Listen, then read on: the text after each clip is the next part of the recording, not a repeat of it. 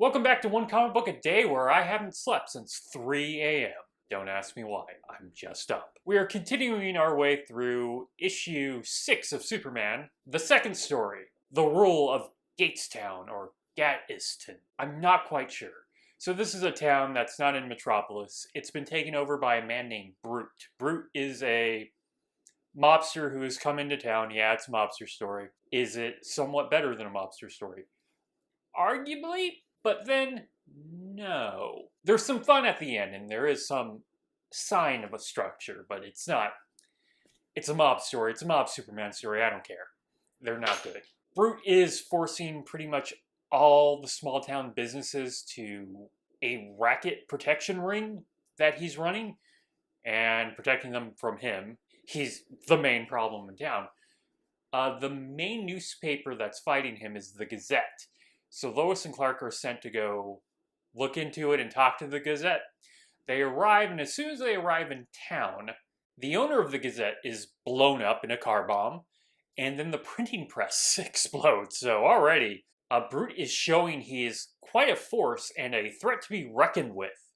Unlike the rest of the mobsters, this is where I sort of said this was a better mob story. We are taking time to set up the threat that is Brute. We're seeing him kind of be unstoppable in a way, or his own arrogance and how casually he takes life. So we will enjoy the moment when Superman eventually takes him down so much more. We'll savor it. But it's not like it's a lot of what the story is. He's just kind of getting away with a lot.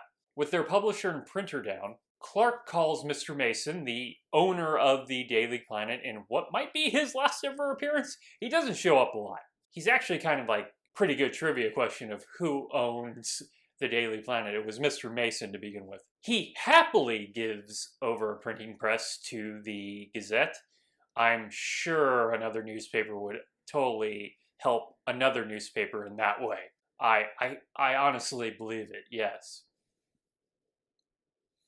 Clark has to become Superman, Superman, bright blue costume, red cape, to protect the printing press as it's being traveled over. Of course, it gets attacked. They manage to get the printing press in when James, the owner's brother, who has now inherited the Gazette, arrives and throws them out. So, already pretty suspicious about James. Lois and Clark are driving to a big town meeting with Brute. Brute's men try to attack them as they're on their way. But Clark sees them coming and uses his weird Vulcan Nick pinch to knock Lois out. This is its main purpose now, to knock out Lois so he can do Superman things. And he just opens the door and kicks the car across the town. We never find out what happened to that car. He kicks it and it goes airborne. It's going towards buildings and stuff. If it hit anyone or if those people were killed. Great job on the no killings of our Superman here. We haven't seen any bodies, so I guess they could have survived. Probably pretty injured, though. Kicks the car across town. They arrive to the meeting where Brute is surprised that they made it. He threatens and pushes Clark around, the scene. Lois is going to give Clark crap for not, beating up a guy he can totally not take in that situation unless you already know he's Superman. This really goes nowhere. He just kind of threatens them. Eventually, Lois and Clark end up at a factory. Clark uses his cowardice to escape and become Superman again.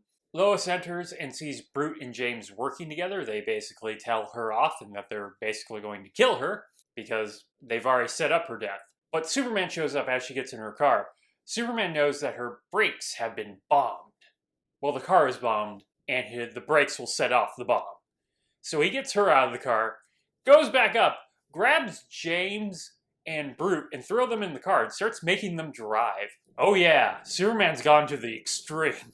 So we're in a far more dangerous version of Superman's usual way of defeating these guys, threatening them until they confess to their crimes. Here he just puts them in the car and at any time it can explode by hitting the brake, which they know and he knows. So he kind of forces them into that situation.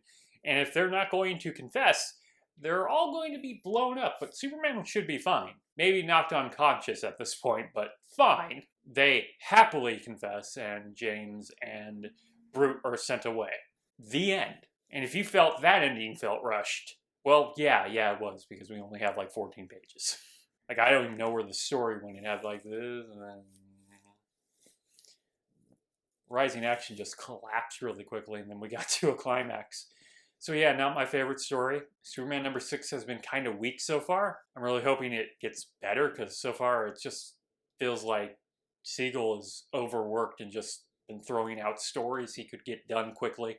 So that's it for today. If you enjoyed this video, please like and subscribe. Hit the bell icon to get notification when a new video gets up. I do these Monday through Friday, but Friday is Bat Friday, where I cover either a Detective Comics or a Batman comic. And until next time, let us ponder the question, whatever did happen to the Man of Tomorrow? And how do you pronounce Gatestown or Gateston? I even screwed it up there. Bye!